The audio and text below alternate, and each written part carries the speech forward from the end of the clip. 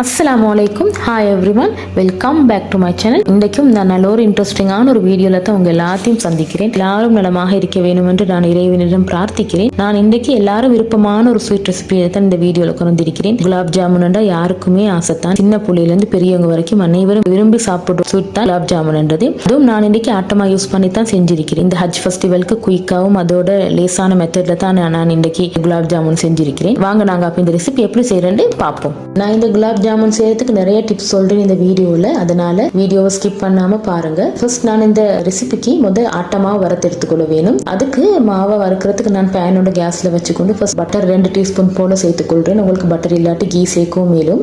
Butter நல்லா melt ஆகினதுக்கு பிறகு ஆட்டமா 1 கப் போல சேர்த்துக்கொள்றேன். அதிகமா வறுக்கவான 4 to 5 நிமிஷம் போல வறுத்தா தாராளமா போதும். என்னடா ஆட்டமா ஏற்கனவே லைட் ப்ரௌன் கலர், ஓவரா வறுப்பட்டுச்சுன்னா நல்ல ப்ரௌன் கலருக்கு மாறிடும். எங்களுக்கு இது புரிஞ்சு ஜாமுன் செஞ்சு ஃப்ரை பண்ண போக்குள்ள டக்குன்னு ப்ரௌன் கலருக்கு இது சேஞ்ச் ஆகிடும். நாங்க நினைச்சிடும் இது நல்லா ஃப்ரை ஆகிட்டு சொல்லி பார்த்தா நான் உள்ளுக்கு அவ்வளவு ஃப்ரை ஆகிருக்காது. அதனால தான் 4 to 5 நிமிஷம் போல வறுப்பட்டா போதும். இப்ப கேஸ் ஆஃப் பண்ணிட்டு இன்னொரு டிஷ்ஷுக்கு நான் மாத்திக்கொள்றேன். இது நல்லா மாவு ஆற வேணும். இப்ப பாருங்க மாவு நல்லா ஆறிட்டு இப்ப நான் சேர்க்கறது உப்பு 1/4 டீஸ்பூன், அதோட பேக்கிங் சோடா 1/2 டீஸ்பூன் போல சேர்த்துக்கொள்றேன். மில்க் பவுடர் கட்டாயம் சேர்க்க வேணும், அப்பதான் நல்லா மில்க் ருசியோண்டு வரும். இப்ப நான் மில்க் பவுடர் 1/4 கப் போல சேர்த்துக்கொண்டு எல்லா இடமும் நல்ல ஈவனா பேக்கிங் சோடா எல்லாம் நல்லா மிக்ஸ் ஆகுறதுக்கு நல்லா மிக்ஸ் பண்ணிக்கொள்ள வேணும். பால் 1 கப் எடுத்திருக்கிறேன். கொஞ்சம் கொஞ்சமா ஆட் பண்ணி இந்த மாவை நாங்க பிணைஞ்சு கொள்ள வேணும்.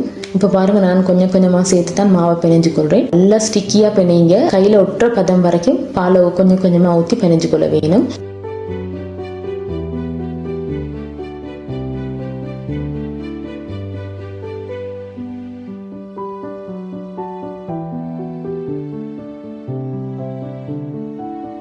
இப்போ இந்த மாவை ஒரு 15 நிமிஷம் போல அப்படியே நான் மூடி வைக்கிறேன். இந்த ஜாமுனுக்கு சுகர் சிரப் செய்ய வேணும். அதுக்கு நான் பேனோடுக்கு சீனி 2 கப்பும் அதே கப்ல தண்ணி 2.5 கப்பும் சேர்த்துக்கொள்றேன்.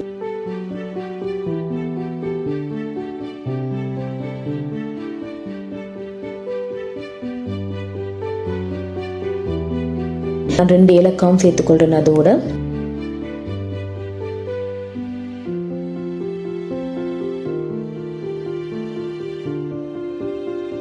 அதிகமா இதுக்கு பாகுபதம் எல்லாம் தேவையில்லை. சீனி கரைஞ்சி கையில ஒட்டும் பதம் வந்துச்சுன்னா சிரப்பும் ரெடி. இதுவும் அப்படியே ஆறட்டும்.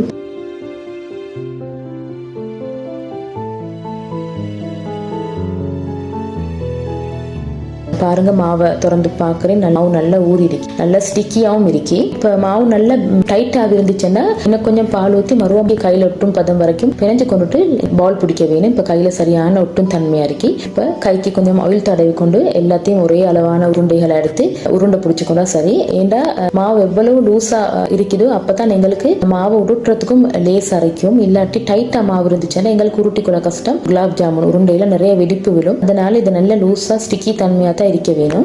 எல்லாம் ஒரே அளவான உருண்டைகளை எடுத்து நான் எல்லா குலாப் ஜாமுனையும் செஞ்சு கொண்டேன். எனக்கு இந்த அளவுல சரியா 50 பால்ஸ் போல வந்துச்சு.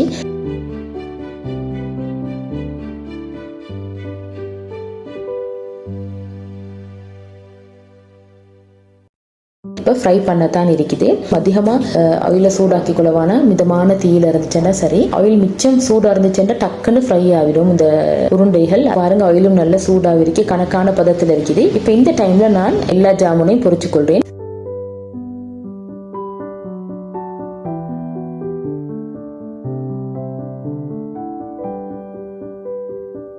இப்போ எல்லா பால்ஸையும் ஃப்ரை பண்ணிட்டு சிரப் நல்லா இப்போ ஆறி இருக்குது. இப்போ இந்த டைம்ல குலாப் ஜாமுனை டக்குன்னு நான் சிரப்ல எல்லாத்தையும் சேர்த்துக்கொண்டேன். பாருங்க நான் 2 ஹவருக்கு அப்புறம் இதை காட்டுறேன். குலாப் ஜாமுன் நல்ல ஊறி நல்ல பால்ஸ் நல்ல பெருசாக இருக்குது. சரி இப்போ எங்களுக்கு இதை சாப்பிட்றதுக்கு எடுக்கலும் நல்ல டேஸ்டா இருந்துச்சு. நல்ல மில்க் ருசி ஒன்றும் இருந்துச்சு இந்த குலாப் ஜாமுன்ல. இதுக்கப்புறம் நீங்களும் ஆட்டமால குலாப் ஜாமுன் செய்யறதுக்கு பயப்படவே வேணாம். டிப்ஸ் எல்லாம் ஃபாலோ பண்ணுவீங்கன்னா உங்களுக்கும் சரியான முறையில வெடிப்பு இல்லாம நல்ல அழகா செஞ்சு இருக்கிறேன் இந்த குலாப் ஜாமுனை.